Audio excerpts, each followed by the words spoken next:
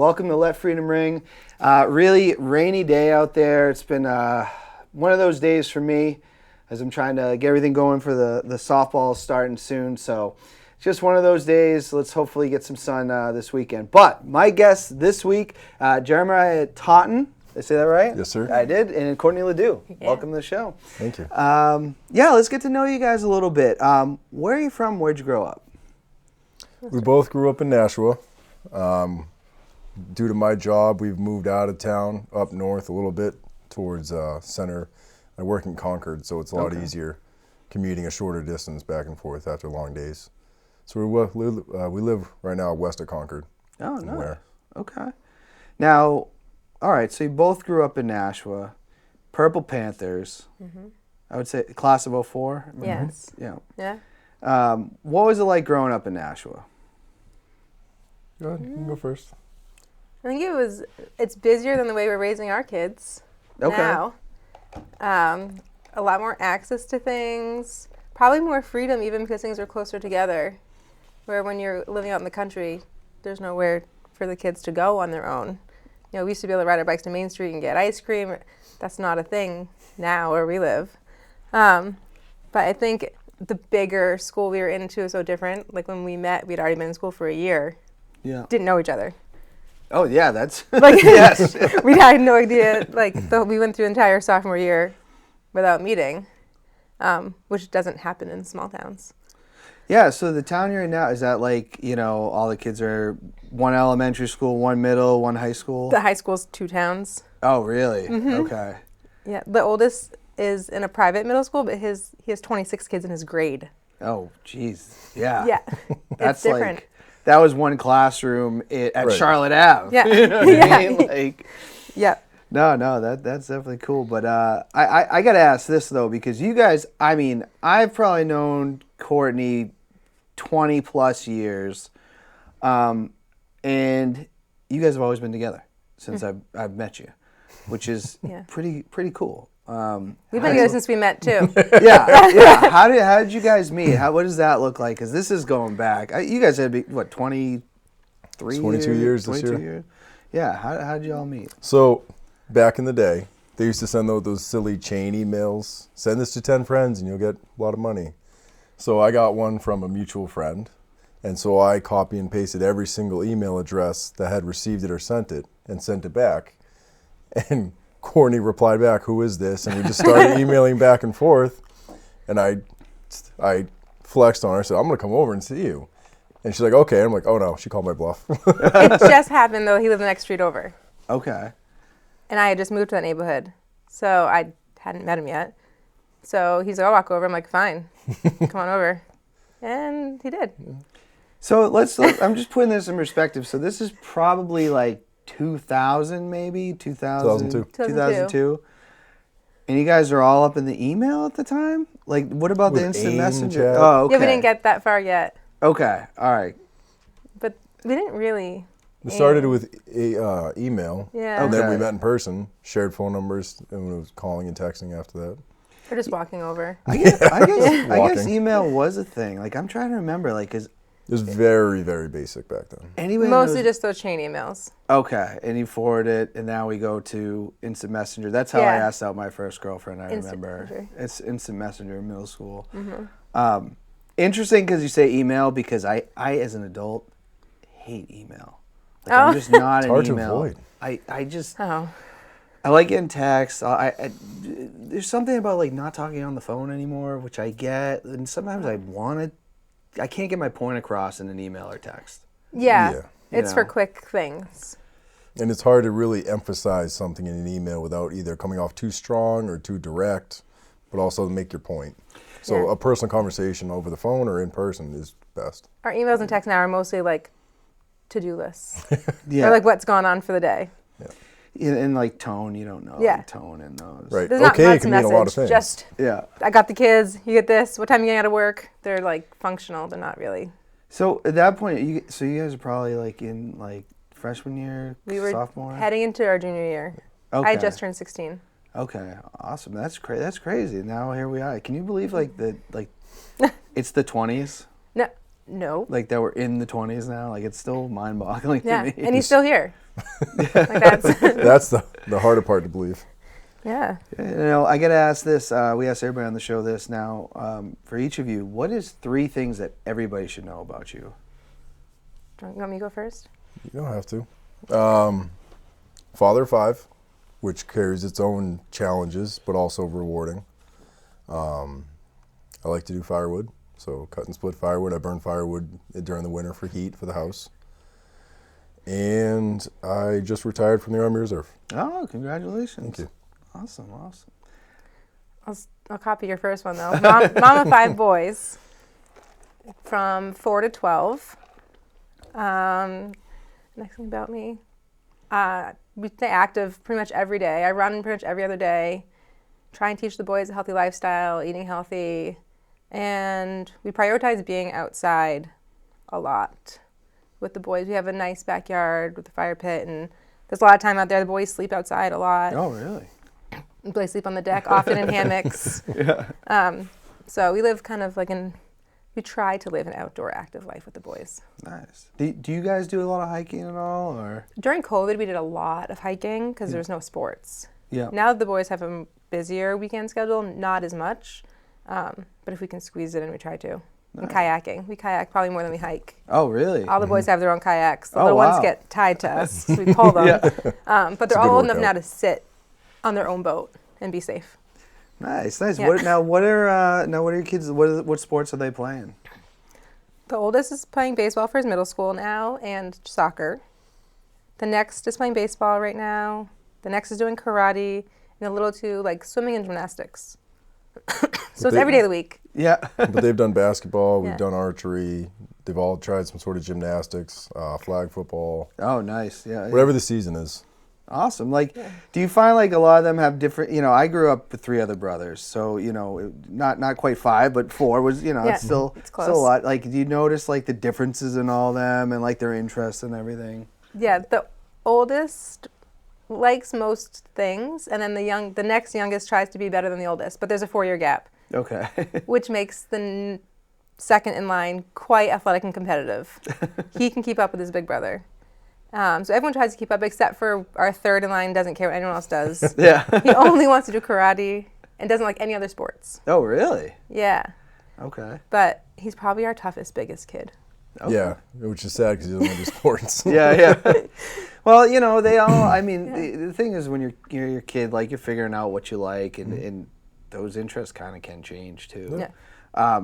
Just because you said karate, have you watched Cobra Kai with them at all? Like, I watched Cobra Kai and I was like, man, I wish I did karate now. Like, I was like, this looks so awesome. No, we haven't watched that yet. I highly suggest it. It's PG enough. Okay. It's not too bad. Now I gotta ask this. This is the money question that we ask everybody. It's a big question. It means a lot of different things to a lot of different people. As I always say, sticking with the theme of the show, which is Let Freedom Ring, if you didn't know. What does it mean to you to be an American? For me, it means to support the Constitution and the democracy, to participate, to be an active participant in government, whether it's local or the federal level, and to be part of your community. Okay. Nice. Courtney? I think I'd say to be American means that you have the responsibility to take action and not be neutral. Meaning when we see something wrong, we do something about it. And when we see something needs help, we're there to do it. Americans typically aren't sit back and watch kind of people. Okay. No, I like that answer. Yeah, and I think sometimes it's tough. I think sometimes, our politics obviously is just like your head wants to explode. Doing the right thing gets harder, especially when you see things. I feel like on an individual level, it's not that hard. Yeah. Yeah. But we often cloud ourselves with bad choices or other decisions that we think are right in the moment. But if people slow down and just think what's the right thing to do, whether it's at home, at work, on the driving, they could find better choices if they wanted to. But the other part is wanting to make those choices. I think that's the biggest piece of it. When thinking independently. Yeah. There's a big wave of following what a lot of other people are doing. when you stop and think, like, what do you really believe in? Like, what do you really think about this? It might be a little different than what people expect you to do. Mm-hmm. Well, that group mentality, right? Yeah. Like, because, you say do the right thing, but I think a lot of individuals, they see this person doing it, well, now it's okay that I do it. Mm-hmm. And then you kind of get, it's that mob mentality almost that we've seen. Well, and the idea that, like, you have to be one way or the other there's like a lot in between that you can feel about one topic this way and this way, and they say, oh, well, if you're a certain kind of person, you have to believe the way we believe. It's like, well, there's something in the middle there where we can have opinions that are very, very one way and very the other way and still believe in both of them. Like, that's okay too. Oh, I agree. Yeah. I mean, I bring this up a lot. Now, I've changed a lot as I've gotten older, because I was very, like, when I was younger, I was like, I'm just, like, left, and that's it, and I was probably a little closed-minded at times, and as you get older, but do you think, like, we talk about, like, our divide and everything, or, like, people not agreeing or everything, they got to be one thing. Social media obviously plays an impact because we see that, but, like, do you feel having conversations just sitting down is a little bit different than what you see A lot of bit scrolling different. on Facebook? A lot of bit different. We don't have all children that look like us, and often people don't realize what it's like to raise someone that is of a different race, and they have thoughts and opinions about that until you say, okay, but what about this experience? Oh yeah, well, I'm like, okay, so that there's a difference here. Like, when you look at it as a whole versus each situation, it changes, because there'll be people who feel very strongly about something, and you say, okay, but what about this? Like, what about this? This is his life. Oh, well, I agree with you now. Like, yeah. If you had stopped and thought about the individuals behind what you're saying, you might be a little more open-minded and flexible in your thought, because our experience isn't everyone's experience. Yeah, yes, 100%. And yeah, I think a lot of people get caught up in that, like, I think because, like, when we were growing up, like, we had IM, but we didn't have what we have now. Oh, and people had to actually have real conversations and not in, 3 sentences. Right. It's kind of wild to me. You see that divide and you go, that would be cleared up with talking. Right. Right, with getting to know someone a little bit better and spending time with them, because a quick snapshot doesn't give you the whole story. Yeah, no, I 100% agree with that. Both very good answers, and I think, and like we said, like it means a lot of different things to a lot of different people, and I think that's what makes us, what's great about our country in a way. But gotta ask this: we all have a big event coming up here, and I think it's like 2-3 weeks away. Sweet. Gotta close. still gotta hit my fundraising goal. But the Tough Ruck is this year. How did you two find out about the Tough Ruck? I think my first recollection of the event was at the Boston Marathon years ago when they used to do them together. Mm-hmm. And so we've gone to see the marathon for 10, 15 years because she went to school in Boston. So it wasn't a big deal. Just go down and watch the race for the day, have fun, enjoy the atmosphere, because it's a good atmosphere. There's a lot of energy, a lot of positivity, and watching the athletes just push themselves throughout the course. And they used to do the Tough Ruck along with the marathon, the runners. And so I think that was the first time I knew about it. And then towards the end of my military career, I was doing some other rucking events and training on my own, and I thought it'd be cool to do that. But then I thought about the time commitment versus how little bit of time I have to commit to things. And it just never happened until I got out. Now that we have 4 weekends a month, there's more time to train. Mm-hmm. Yeah. No, it's just because the first year was 2013, and obviously that was when the Boston Marathon bombings happened. I think that's when they decided that we're not going to have them together. We were there. You guys were there for that? Oh, really? I didn't know that. What's that like? What's that scene like? Where were you guys at the marathon? We were like a block and a half away. We were on the other side of the building. Okay. We were trying to get to the finish line. We had walked from Cleveland Circle all the way to the end. And it's a couple miles, I think. And we got to the point right at the finish where they have the bleachers set up, and it was too packed. So we tried going around, cutting through an alleyway, and then going around to try to get to the finish, just to see the finish, because we hadn't. And when we cut through, we got all the way past the finish to where the runners were finishing. They're meeting up with their families and friends and getting their blankets and cooling off. So, all right, well, that's not the finish line. So we cut back, And I think it was as we were cutting back that the first bomb went off. Really? And it was just like a shock. It seemed like an accident. It seemed like maybe one of the restaurants had a fire explosion, or it almost could also been one of the ships from like the Red Sox celebrating. It was really hard to tell with that first one what that loud boom was. And then shortly thereafter, the second one came, and then people started panicking and running. The person behind me went, "Oh my God, we're under attack." Oh, jeez. And I was wearing sole and a carrier. He was 1. He was 2. 2. Was he almost 2? 1.5? Yeah. Baby. And he was little. Yeah. And we kept walking, and a security guard at a hotel room said, "Get that kid out of here now." Really? I was like, "I'm trying." Yeah. And we walked back. Cell service was gone. I think I posted on Facebook, "We're okay," because I couldn't get through to anyone otherwise. And we walked back to Cleveland Circle and drove home. But it changes you. It changes the way you race. It changes the way you're in crowds. It's definitely something that, like, during Tough Ruck with the crowds, I'll be aware of. Yeah. It gets easier with time, but even a little instance like that where we were really safe, in reality, we didn't know we were safe. And they didn't know what was happening in Boston that day. Like, they thought there were bombs elsewhere. So as we were walking, we didn't know if another one's going to go off. Yeah, somewhere else. But at that point, you knew it was a bomb.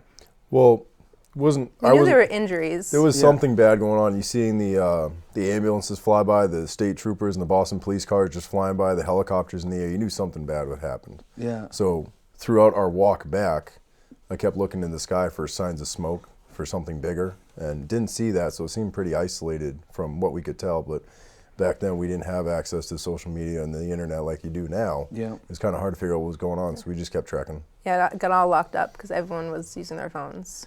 That's why I couldn't imagine, because I've been to the marathon before, and when you're in big crowds, that does go through your mind, like, who, I don't know, like, and then when that actually happened, Especially since 9/11. Yeah. Like, not really want to be in a crowd.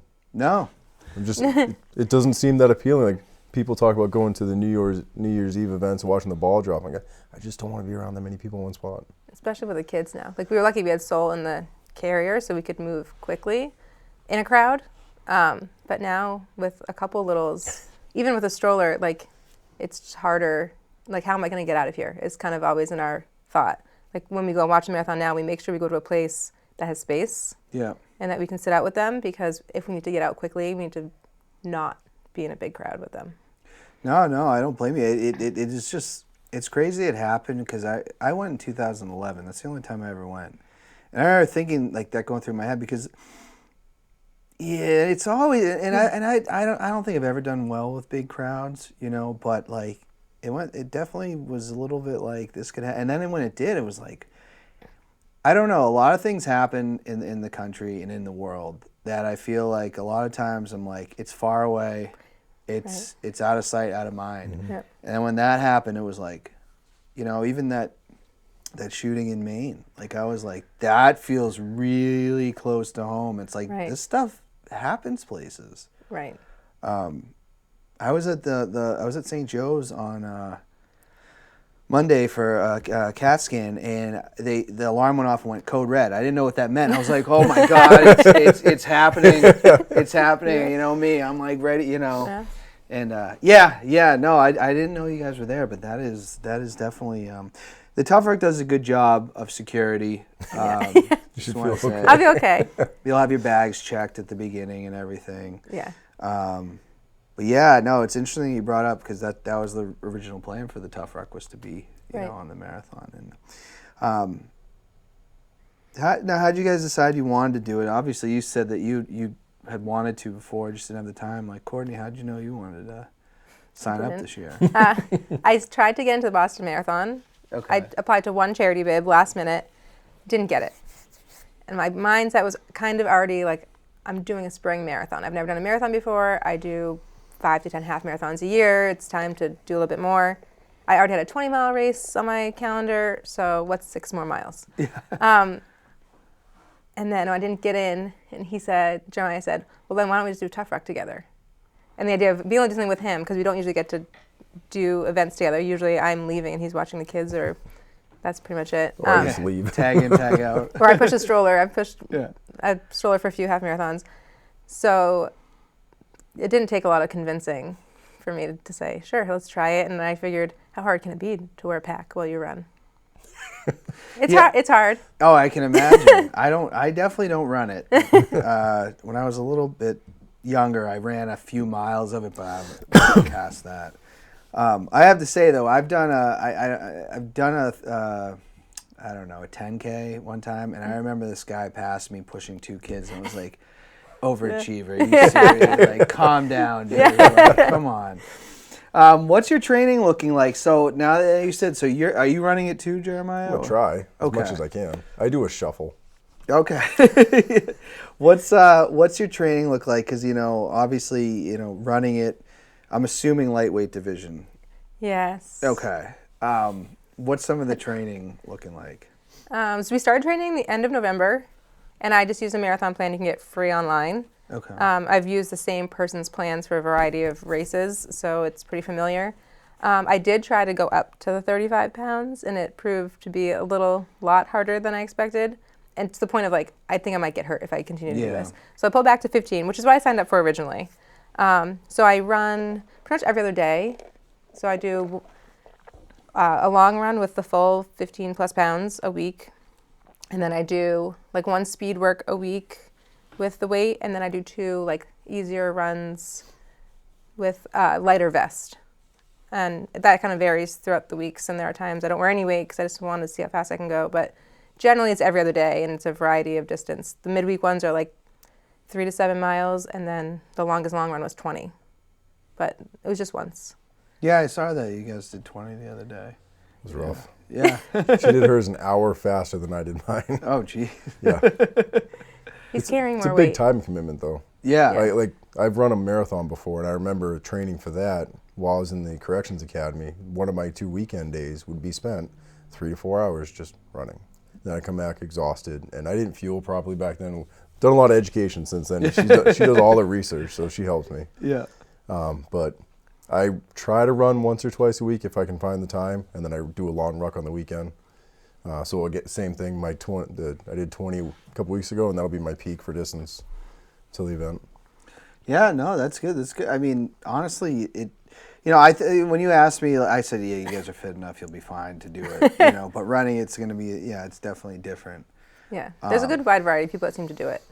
Yeah, definitely. And I mean, honestly, it's a really fun day, and it's a really good cause. And the heavyweight. I mean, the first year I did a 50-pound ruck, and I could have hurt myself. It hurts. I didn't measure the bag right, and then they weighed it. I was like, what? I just want to do 35 or whatever it was, and they're like, oh, this is what it is. I go, and then the race was starting, and I was like, I don't know what to get rid of. They're like, I don't have time, and I just went. And how bad was that? And I was in shape at the time. I can't say that I am like I was back then. I was only 31 at the time, and I couldn't walk. I remember at one point I thought no one was around me, and I'm on the rock, and I'm mentally broken. And I took the bag off, and I was like, ah! I'm kicking. I'm just freaking out. Here else, I'm like, hey, I'm fine. Yep, I'm gonna. I didn't think anybody was around. Just having a moment. And but it is such a fun time. Really Everyone that does it seems to love doing it, and the online communities are all super positive and supportive. So it should be a fun day. It's just different kind of workout. I'm used to running and not used to the strength training, and he's used to the strength training, not the running. So trying to adapt those together has been a challenge for both of us. Yeah. I wasn't strong enough to carry the weight as much, and he wasn't used to running as long. Yeah. No, my back doesn't bother me. It's my legs that get tired. Yeah. He can carry any amount of weight, and I could run all day. That's kind of, that makes sense. So the legs start to go, but it is, I think no matter how you do it, it's 26.2 is 26.2. But you meet a lot of cool people doing it. Maybe not when you're running though, because you can't have a full on conversation. Hopefully not. Not. I guess that's gonna lead to the next question. Since you are running it, how are you looking to finish? Is there a goal in mind, or? Tell them about the 3 goals. Oh, okay. No. All right. So every time I race or have a goal, there's 3 goals. There's one that, like, no matter what happens that day, how bad I feel, how bad the weather is, I know I can do it. It's like my slowest, comfortable pace. And I have another goal that's like, typically this is what I can do during training. It doesn't take crazy effort, but this is like a good effort goal. And then there's one where, like, if everything is perfect, this is what I can try and hit. So I keep myself within that range and, like, kind of gauge as the race goes on, like, what are my expectations going to be today? Sometimes you show up, it's pouring rain and windy, and you're probably not going to get your best time, and you're just going to enjoy it. And there are times where it's a perfect day, and you're like, I'm just going to give this 100% and see how I can do. So I'm hoping just to finish strong and not hit a wall. Like, if I can get my fueling right and eat enough, not run out of energy. Like a lot of people in a marathon, they say the last 6 miles are the real race. Yeah, it definitely, even walking is like, okay, like my legs want to break right now. Yeah. You know? How about you, Jeremiah? The Army has a ruck standard for most of their events. It's 15-minute miles, so that's my, like, simple. I haven't done a ruck ever where I was slower than 15, so that's like my slow, if you will. And I'm shooting for a 13, so between 13 and 15 is what I'm hoping for. Nice. Again, I don't want to be dead. I want to be able to finish and still be able to stand up, but I want to be able to say that I left it all out there and I gave it what I had.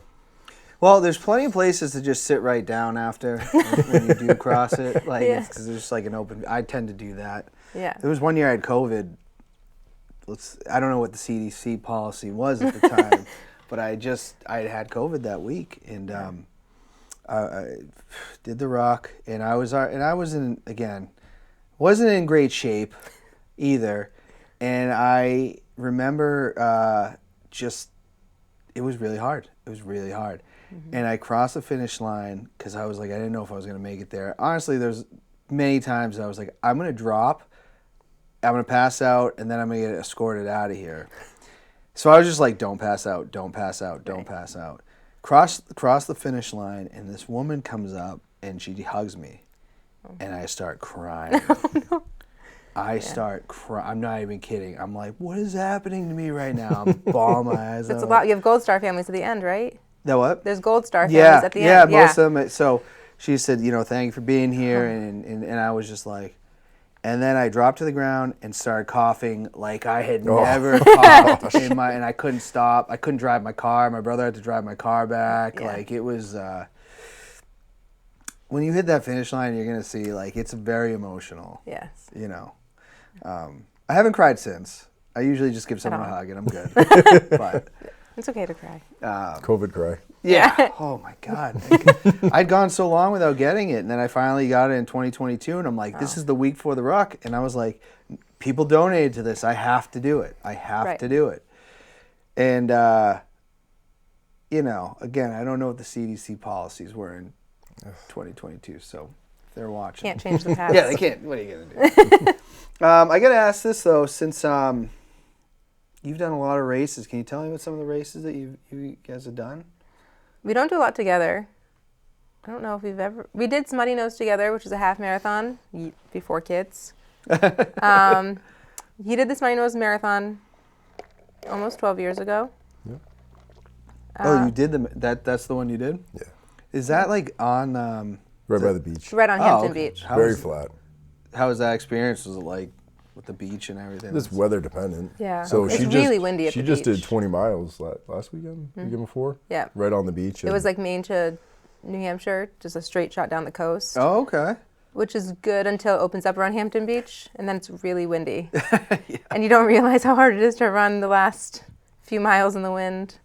But we've done the Maloney a few times, the 10K. Yeah, they don't have that one anymore. Okay. That was a really good race. Yeah. They had a really good after party event. That was our favorite. Food, music, stuff for the games. stuff for the kids to do. They had some animals. They had some exhibits and tents and whatnot. Yeah. That was a really nice event. I do like at least 5 half marathons a year, some 10 milers. Like, my favorite might have been Dartmouth, Hitchcock, Chad. They do a Heroes themed one for the hospital up there. And it's an extremely challenging course, but it's a really great after party, and the cause are, kids in need. So you see these kids who need support, and like, how could you not think that this is important to also raise funds for and move, because it's a really important thing. And that was one we could bring the kids to, and they could play there and hang out. So it becomes like a day. Yeah. And it's nice for the kids to see their parents working hard towards a goal, whether we hit it or not. Like, whether I have a bad race day or I hit what I wanted, the boys can see their parents working towards something. And do the kids generally like to go to these things, or are they kind of... Yeah, they like to see the finish line. They like to see Mama come through and be proud of her and be happy and cheer her on. Yeah, they came to the Hampton half in the fall. Maybe it was Smutty Nose, and I gave it everything during that race, and they still wanted their mom at the end. So Jeremiah had to do a good job at like helping out. She was beat. Yeah, that was a hard one. But it's good for the kids to see that their parents like actively try to be healthy and work hard towards something. Like, it's not, I don't just show up on marathon day and think that I can run a marathon. They see like it's been months of mommy on the treadmill. Things just aren't going to happen for you. Yeah, you have to show up and do the work. Yeah, I've seen videos like, I wouldn't say they were like the show Jackass, but like dummies. And this guy was like, I'm going to do a marathon without training and see what happens. It's like, you can seriously you'll hurt probably yourself. live. Yeah. I guess I would ask this, Courtney. What is, if someone, novice at home, they don't run, they want to get into it, what would you tell them? I'd probably start by making sure you just get enough steps every day, like a walk every day, and then a Couch to 5K program. You can find them free online on apps everywhere, and set a goal with a race. Like, I mostly do races just to make sure I have something ahead of me so that I can't back off my exercise, because it's easy to stop, right? It's easier not to do the work. But if you set a race, and if you find friends, like I have really great friends who run with me. I run alone on the treadmill, but if I'm outside, I almost always have someone to talk to and run with. And that community is always super positive and good people to be around in general, because they have the same lifestyle as you have. And so New Hampshire has a really big group of females that run. There's like thousands of us in this Facebook group, and it's easy to be like, I'm running on this day. Who wants to come with me? Someone's going to show up. You might not know them, but you'll have someone to feel safe with and to talk to. So finding your people, I think, helps a lot. And there's a lot of clubs. Like, I think there's like the Gate City Running Club in Nashua. Yeah. I remember I was dating somebody at the time where they were really into the Monday night 5K. That was... So then I get into it, and I was like, I don't know if this is working out. Yeah. I got to ask this. So, Jeremiah, we promoted the show. You said you're a mug collector. Yes. Tell me about some of these mugs, because I have some cool ones too, but I'm interested to see, what you have here. So we have the traditional sets, like the 4 set. That's just a simple with a handle. We have a couple of couples cups that are PG-13. Oh, okay. We're a family show. But I've inherited a few from before COVID. Our local transfer station had a swap shed. Okay. And I found some neat cups in there. Like, one of them is from a high school graduation reunion from like Midwest. We found a Penachuk one there. Oh, okay. A Penachuk cup. We found a local attorney whose name is a Nashua name.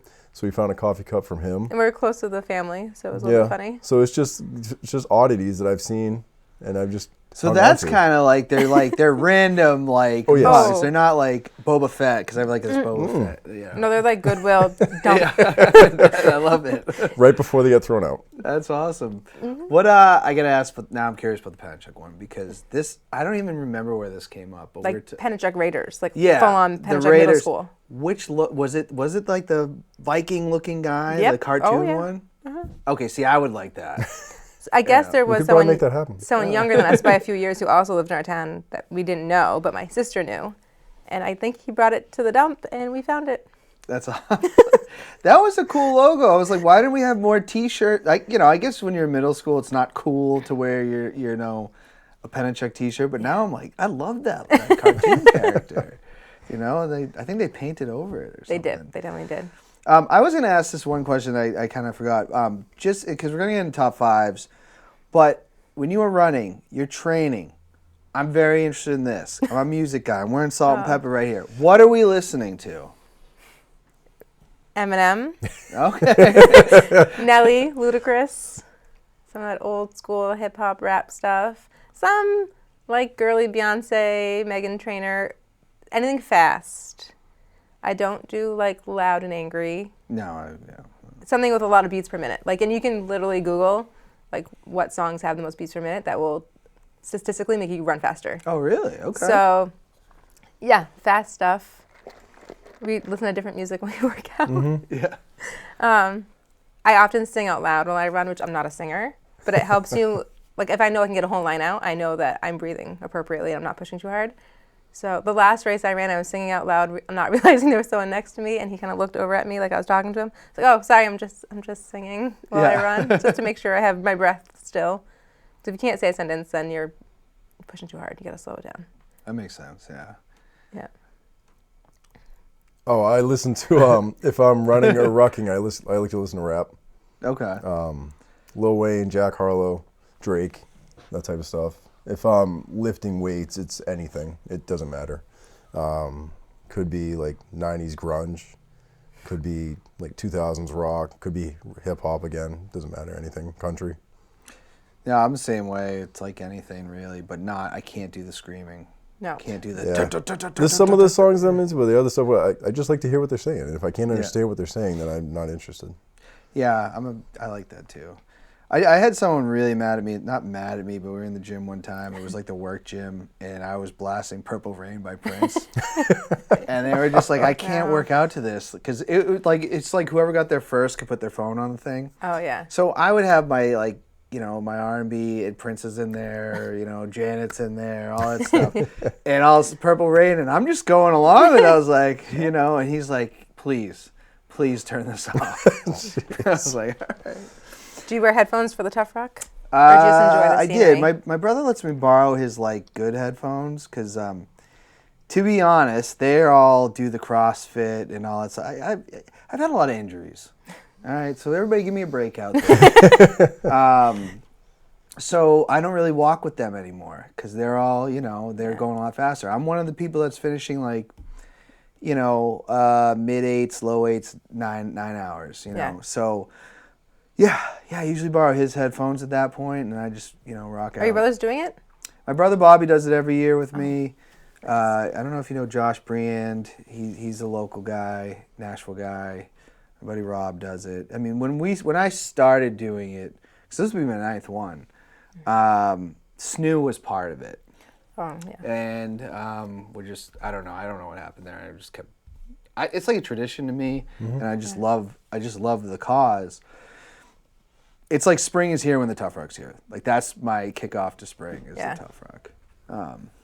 But no, I would love to see Courtney just jamming out to Eminem like Rap God, like, you know. Well, there's no course out yet, but I heard you might pass people. There might be like some that out does and happen. backs. I know it was different. I can't remember if we passed people last year.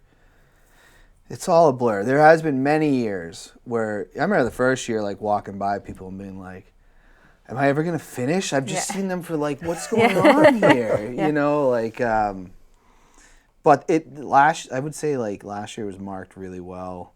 You may want to just have an app out.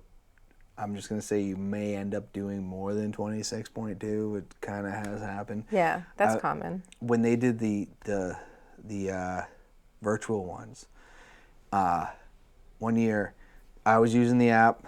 Somebody was using a different app. I think I rucked 30 miles that day to stay on their app. And I was hurt. I'm not going to lie. I got home and I was shaking. And I was like, I didn't do 26 points. I've never shook like this before. Like that had to have been way more than that. And so yeah, it's marked really well though. You know, Right. So we'll see. Check it on your own. I want to get into some top fives here. What are the TV shows going on in the house? Are you guys on the same page with like your favorite television shows or? Yeah, we only watch TV together. Okay. The only time I don't watch TV with him is when I'm on the treadmill. Like if I'm doing a long run, I'll watch something. It won't be our show, but it's nothing that I follow. It's just because I'm on the treadmill for 4 hours. But we don't watch a lot of TV. Maybe 1 or 2 episodes a week. Right now we're watching Mountain Men. Okay. Which is a very interesting pioneer-based, like on your own off-grid show. It's cool. Reality based or Yeah. like? Okay. Okay. They have different characters from different parts of North America that live off the land, and they set a camera crew with them, and they just document what they do and how they do it. They explain their background, their story, and how they've gotten on through the years living on their own. Oh, nice. They don't go grocery shopping, that's for sure. Some people do shop like rarely. Like they do like a every other month trip for things you can't do on your own, but it's One guy mostly off the land. Flies off into Alaska in the wilderness, spends the entire winter in the wilderness by himself. Does he have a tent or like? His cabin. They move Oh, he has a cabin. cabins. Okay, Yeah. okay. Well, one guy has a teepee. Oh, jeez. He's mobile. Yeah. Yeah, he moves around with the weather on his land. That's wild. Yeah. I'll have to check that out. Okay. I struggle with reality-based shows for whatever reason. I don't know. Like, Oh yeah. I guess I watch. That's horrible. I watch a lot of the investigation discovery stuff. Yeah. I don't know why that's fascinating to me. Any all-time favorite shows you've watched together or separate? Or? Breaking Bad. Yeah. Yeah. That was great. Big Bang Theory we'll rewatch once in a while. The Office is one that we'll like go back to once in a while. Those are the big ones. Yeah, we don't do a lot of it. We don't do a lot, period. Yeah, we don't, yeah, we don't do a lot of TV. No. It kind of comes in like small spurts. Anything that we can like not do in a day. If I can watch one episode a week and still kind of keep up with it, then that's like Mountain Men. Yeah. It's an easy show to watch. You don't have to stay on top of it. No, that definitely happens. I mean, you bring up Breaking Bad. I remember like falling off. I didn't finish that until 2022. Like I had followed it from like 2008 to 2012, and I stopped. And then I was like, I got to revisit this. And when I did, I was like, how did I miss this? We think we started so late that we could watch it all like at once because everything had been out by then. Right. Yeah. We were watching on Netflix. Something like that. And, Yeah, it was later though. Didn't have kids yet, so we could be wild and crazy and stay up till 1 o'clock in the morning binge watching a show. Yeah. And it wasn't that big of a deal. So we would, and the great thing about that show, which I liked, is at the end of that episode, you really wanted to watch that next episode. Yes. You wanted to see how that ended, and that just tailed into the next episode and then into the next one. Yeah. And next thing you know, it's like, oh my God. Oh, yeah. We don't watch shows like that as much anymore. We went on a Deal or No Deal kind of splurge. Because, again, when the kids are up, they can watch it too. You don't have to worry about it. It's like an easy... I think we were all sick for like 2 weeks. We watched every episode of Deal or No Deal. But now we've got down to a science. We know exactly when to take the deal. There you go. Yeah. Do you guys end up watching a lot of kids shows too, or no? The boys aren't allowed a lot of screen time. Okay. They're not allowed screens in the house during the week. And it's a rare weekend show, like movie. But, yeah, not a lot. Mostly in the van if we're traveling. PBS, Wildcrats, Yeah. Bluey. Like DVDs in the library. Yeah, Bluey seems to be Bluey. be big right now. It's not bad. My niece but she's real little. She's like It's she'll be simple. 2 soon. But Yeah. It's nice when they're old and they can watch with you. Like our 12-year-old can watch Mountain Men with us and is interested in it. He likes survival stuff in general. So it's nice to be able to share it and do it together a little bit. I watched a documentary with him today. Like, gosh, this is nice to like hang out with a person and we're not watching like Daniel Tiger. We watched the Barkley Marathon. Okay. Have you seen that documentary? No. Oh, you need to watch Which that. Barkley, like, what am I missing? here? Tennessee?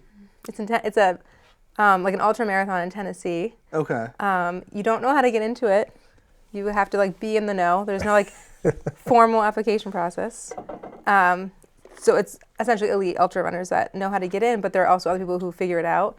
And they have one, I think they call him the sacrifice every year. And it's someone who has no business being there, and they just let them try. They never make it. It's 5 20-mile loops. 20 being like, sometimes it's more. 20-ish. 20. He changes the course every year. Yeah. You have 60 hours to do it. And you have to navigate it. It's not marked. And it's not flat. Why are people doing this? They're just... It's like really these elite athletes, and okay. but it's really wild. And we finished the show today, and Swell said, right when you think that you work hard, you see people who are way better than you. I'm like, yeah, that's a good the life reality of that life. that is a life. We think Tough Ruck is hard to get ready for. These people are climbing Mount Everest twice on this race. Oh my gosh, yeah, that's no thanks. No thanks. You'll feel inspired though to work. Yeah, you know, we'll see about that. I don't, you know. What about any movies? All-time movies? I like Shawshank Redemption. That's a classic. Yes. That's one of my favorite movies, yeah. Remember the Titans? Another one of my, yeah. I really like the Mr. Glass, Unbreakable, that series? Yeah. Those few movies. What was the middle one there? Split. Yes. That was wild. Yes. That was a wild movie. But we don't watch the same movies. She's not much into the movies, so we watch shows together. I love Mrs. Doubtfire, The Birdcage. Robin Williams. Any Robin Williams movie. Fun, lighthearted is more. Jumanji, yeah. When he passed away, I'm not kidding. I saw it on Facebook, 2014, so I definitely saw it on my phone. And I went, no! Yeah. I'd never done that I mean, maybe some wrestlers. But, like, I was just like, Robin Williams, no, you can't. Mm-hmm. What's going on here, you know? Yeah. He's like a one-in-a-lifetime actor. Definitely was. Yeah, we don't do a lot of movies. We watch try to watch the stand-up. Stand-up comedy. Again, something you can watch quickly, easily. Don't have to, like, keep up with it. Yeah. But we like comedy a lot. So. And stand-up's definitely changing, obviously, with our culture and stuff. But I like the ones that stand against some of that stuff. They're like, this is comedy. You should There's laugh. a whole spectrum of different types of comedians, and like Sebastian Maniscalco, he's a funny storyteller. He's someone you just hang out with and have a good time. There'd just be a funny conversation. Any story he could tell, and he would just put a spin on it and make you laugh. We used to really be into Dane Cook, or back earlier in his career. We saw him last year. There's been some other ones that we've enjoyed. Joe Coy's pretty funny. Okay. We like watching him. Nate Bargatze is one of my favorites now. Who's the guy that everybody likes now? He's younger. I'm blanking. We talked about him on this show before. Matt Rife. Rife. Oh, yeah. I don't think he's not funny. Right. I just don't think it's consistent. I'm not laughing throughout the whole thing when I watch him. He feeds off the audience a lot. Like some of the comedians are now more interactive with the audience, and that becomes part of their performance. Yeah. That's what you get on social media, so they don't show their show. They show their crowd work because it's not consistent every time. So they can show you their crowd work, and you're not getting what they give you in their show, the whole their skit. So they can share that. But I like some lesser known ones. Like there's one, Ali Sadiq or something. Sadiq? He is a great storyteller. He is he did a documentary. Formerly incarcerated and is now a stand-up comic and does a lot of talking to people who are currently incarcerated. And he's a great storyteller. And again, it gives you perspective on someone that maybe you wouldn't understand otherwise, but he does it in the funniest way that we can all relate to in terms of like family relations and interactions with other people. So I definitely like some of the comics that aren't selling out stadiums, that are a little quieter in terms of like social media, but they're great. They're so funny. There's a lot of great, I have a coworker that's doing stand up. Nick, who is the head of the studio. Justin might laugh at this. I had him on a live stream and I said, former comedian. He goes, what is that supposed to mean? Am I not funny anymore? And I said, what? No, I don't mean anything by it, Nick. He goes, no, I just don't get it. I go, well, you're not doing stand-up lately. He goes, doesn't mean I won't. Jeez. And I was like, you struck a chord. So I found out that day you never say that to a comedian. You never say former. Or Marines. Okay, we'll know that too. Yeah. So language can be tough. What are some of the best parts of being a parent? One of my favorite parts, and this was a struggle at first, was trying to coach my oldest and trying to help him. I've assistant coached with her father with a rec team, and I've enjoyed that. Enjoy watching the kids learn and showing them different drills and skills and seeing them succeed is a really rewarding feeling. Trying to coach my oldest, we would butt heads, and it was just like this. And I could tell him the exact same thing that his regular coach would tell him, but because it was coming from his coach, he would listen.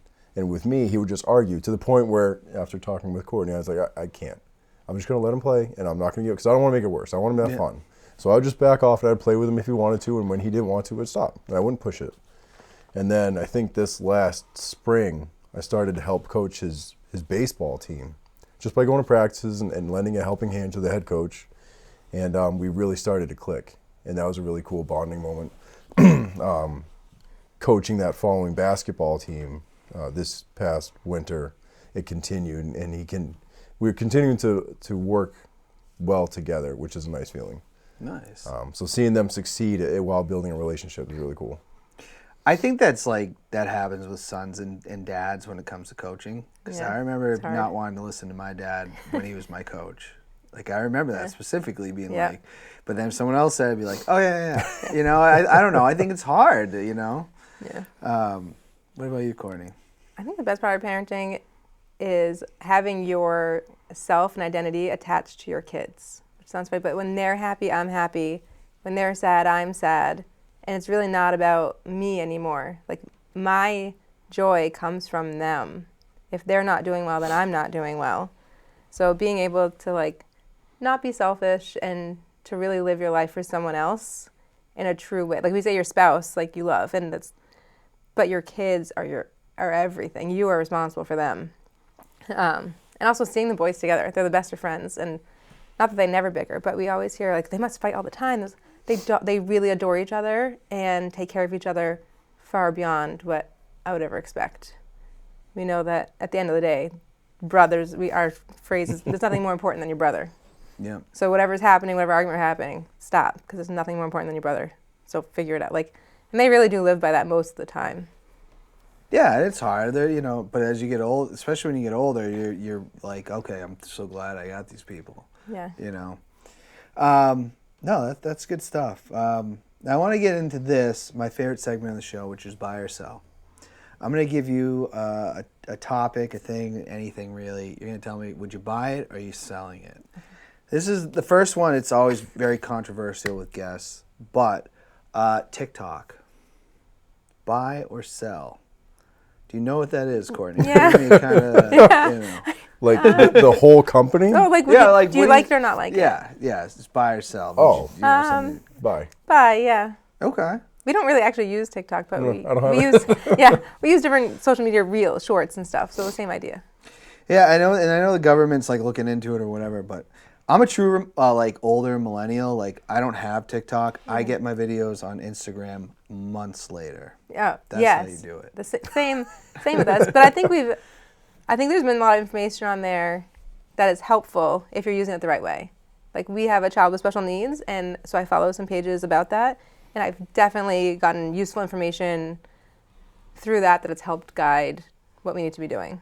So it can be helpful if you use it the right way. And it has ruined some things. Like, I didn't know The Lion King was ripped off from a Japanese cartoon. I didn't know that there was another Biggie Smalls ripped off his whole persona from someone else. All this stuff I learned on TikTok, I was like, I could have just gone through my life not knowing. You follow a lot of this. conspiracy pages. Well, it's not even conspiracy. then like, I'm finding it. I go, he did rip this guy off. Like, what? And now Puffy's in trouble. So big trouble. Buy or sell Taylor Swift? Oh, buy. I'm not even a Swiftie, but I just think she's a great example of a powerful female and kind female. She didn't step on, as far as I know, anyone to get to where she is. She seems to really take care of people along the way. And that's a good example for boys and girls. Yeah, she seems to have a good set of morals about her, and like she said, takes care of her people, at least what we hear about. So she's also at the peak with Kelsey, so bye. I mean, I'd say I'm a Swiftie. I'm not going to go to the concerts. Yeah. You know, she played at Gillette. I went to a better concert down the road, which was Miss Janet Jackson. Yeah. But I do love Taylor Swift. That's what I listened to on the way down because it was on every radio station. Buy or sell Crocs? Sell. Yeah.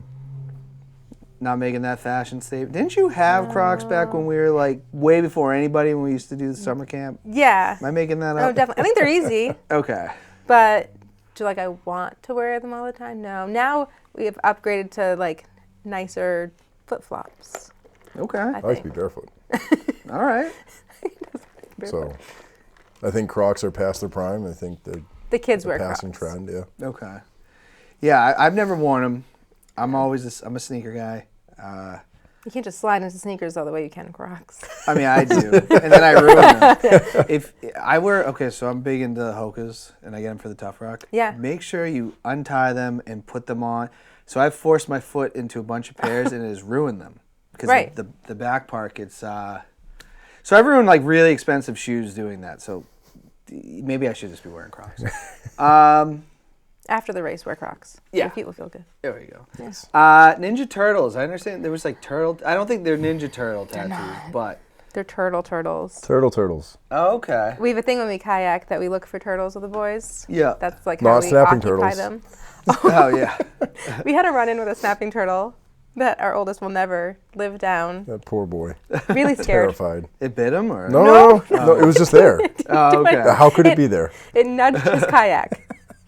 Oh man. Oh. That poor kid was so terrified. Yeah. That would be terrifying. It was like a giant turtle. Yeah. Would Bye. you buy the Ninja Turtles? I know, and apparently they were made in Dover, New Hampshire.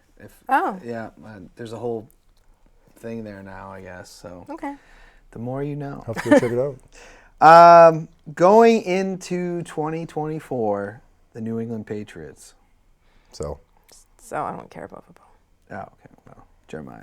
yeah, they got to figure out what's going to happen. They haven't recovered since Brady left. Mac Jones was a stud, and they couldn't do anything with him. No. Who are they bringing in this year? I don't know. I mean, they got Jacoby Brissett, who hopefully is not the starter. Hopefully we get someone in the draft. Gerard Mayo, I listened to his interview the other day and go, oh, we're cooked. We're cooked. So we'll see. It's going to be a while. Yeah. I think we only follow the NFL because they do fantasy. Yeah. It's nothing we haven't seen before, right? No. Pre-Brady.